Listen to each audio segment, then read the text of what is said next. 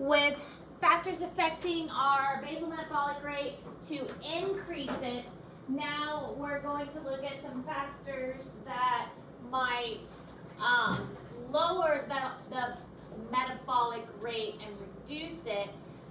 One of those, gastric bypass surgery. You guys familiar with the term, probably have heard it, but do you know what it actually does?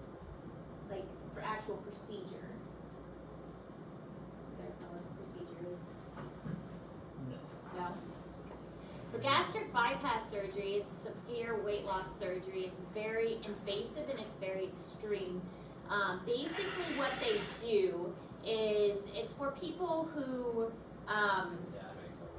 they really need to lose weight, and they only do it for extreme circumstances. They will go in, they actually cut the stomach. Did I put a picture on here? I don't think I put a picture.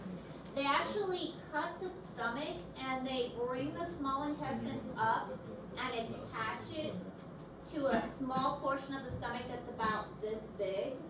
And they attach the small intestines up to a little tiny portion of the stomach. They leave the stomach and then to produce gastric juices and stuff, but they attach the stomach further down.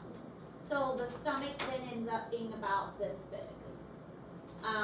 That way they physically cannot eat very much. Because this surgery significantly reduces calorie consumption, it decreases the metabolic rate.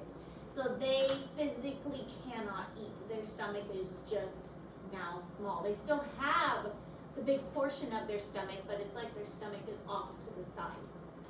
It's a very risky surgery because if their stomach is not sealed, then it could, like the food could like leak out into their intestines. So it's very risky. There's risk of infection, there's risk of rupture, there's all kinds of things that could go wrong with it. But they've been doing it for long enough now that they've gotten really good at it. There's all kinds of other surgeries as well that are less invasive and more temporary, but this is a lifelong change. It works though. I mean, it works, and it works very dramatically, and it works very quickly. Just go to It's easier said than done. Especially for people who have not struggled with weight. Celiac disease. Celiac disease reduces the ability of the stomach to digest food. So if the stomach can't break down food and just can't process the food, then if it can't break it down, then you can't absorb it. That's the thing. The food has to be broken down into small pieces to get into your blood system. That's what your body needs to do, is break it down into small pieces so it can be absorbed into the blood. Once it gets absorbed into the blood, then it can be taken to your body. So if you can't break it down into tiny pieces, then it can't go into the body. So celiac disease prevents it from being broken down, so then you can't digest it. So that is going to reduce the metabolic rate as well.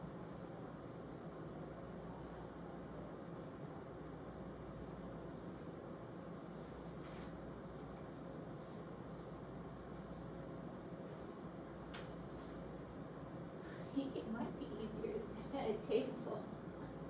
I see you trying to write and type in. Okay. Would that fall under factors affecting BMI? Yes, all of these would. But some things raise it and some things like lower it. So, yeah.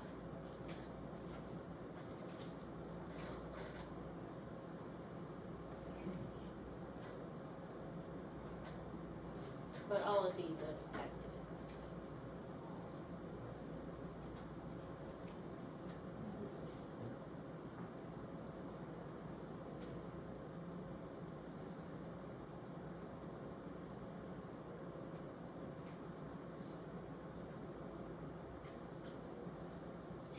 All right, so exercising regularly, eating breakfast and eating in general regularly, like staying on a pattern.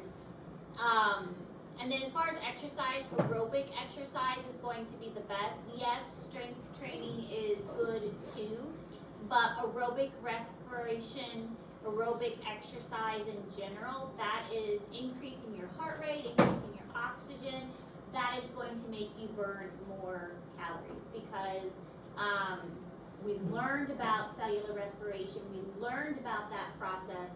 That is what is going to use up energy, and energy is going to use up that in the fat storages and the carbohydrate storages.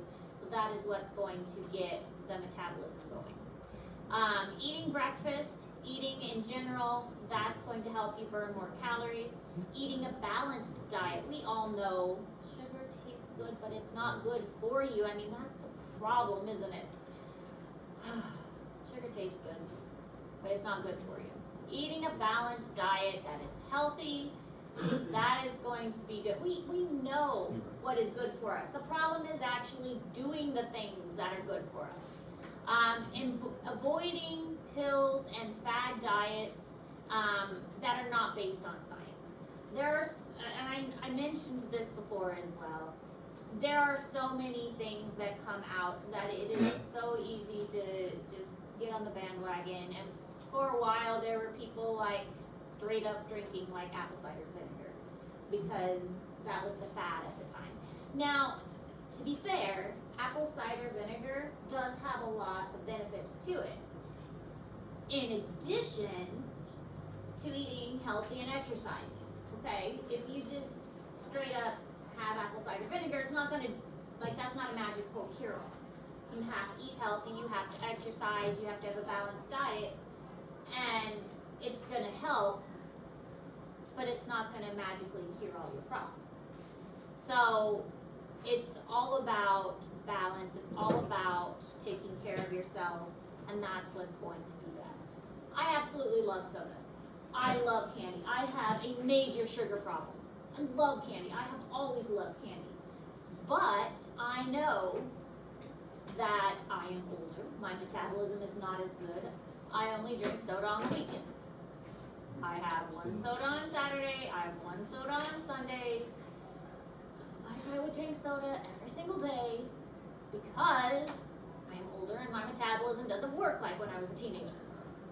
So that is me trying to take better care of myself. Also, I still like candy. So I know that I can only eat candy a certain amounts of time. So I try to take care of myself. Do I do a good job? Am I perfect? No. I let myself eat a lot more on holidays. But I still try and take care of myself. I'm not perfect. I don't exercise like much. I try and be active.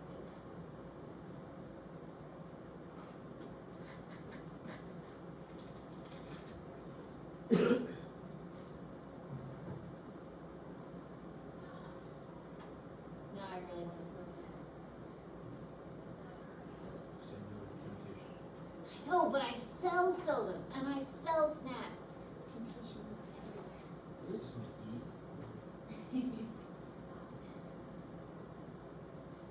All right, there's also something called a BMI or body mass index. I'm sure you guys have seen this before. This places individuals into categories based on fat percentage, and it's helped to use to predict health issues. It helps doctors to kind of categorize. It's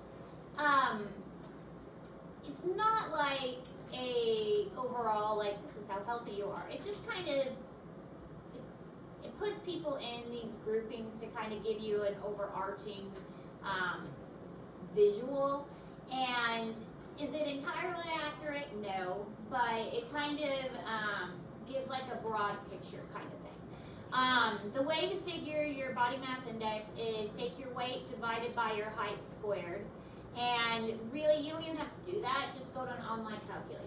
And there are so many online calculators, and it will ask for your age, your weight, whether you're a male or female, and your height. And you can put that in there, and it will tell you your BMI. And it will give you your range. The normal range is between 18.5 to 24.9. If you're below that, then you're considered too skinny. If you're above that, then you're considered overweight. So if you are, I think it's above 30, then you're considered obese. And then it's got like morbidly obese and things like that. So the online calculators are pretty accurate, like more accurate, because it takes into account your age and whether you're male or female and things like that as well. So you can very easily like figure it out for yourself.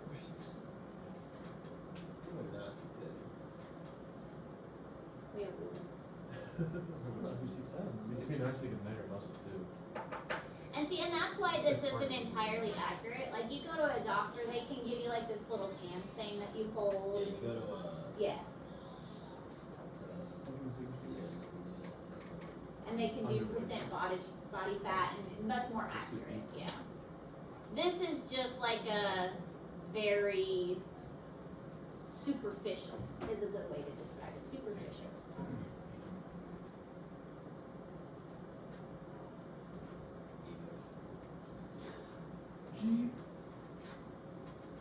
So here's kind of the overarching way to look at it.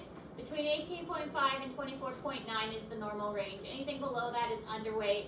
Overweight goes up to 30, which is what I thought it was. And anything over 30 is considered obese. So it kind of gives you like a ballpark to what to aim for. So really the bottom line, the only safe and effective way to raise your metabolism is to exercise more. The harder you work, the faster your metabolic rate. We all know this.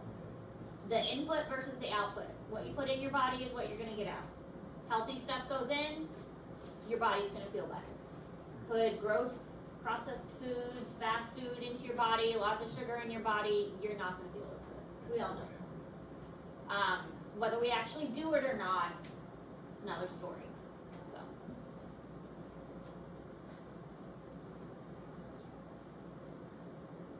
We can try as many fad things as we want. We can,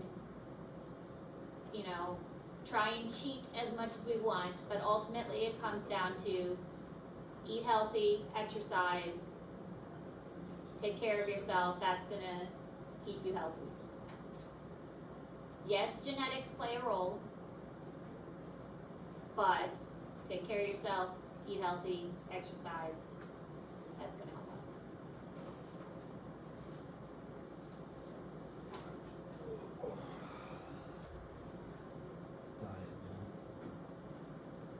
Diet and exercise. Eat nutritious food. Stay active. Take the stairs. Even little things. Go for a walk. I may not exercise, but I take hikes. I walk places. Stay active. When I worked in Garden City, when I was pregnant, I didn't exercise, but I always took the stairs instead of the elevator. Because Garden City had elevators that the staff could use. Never took the elevator. Just water.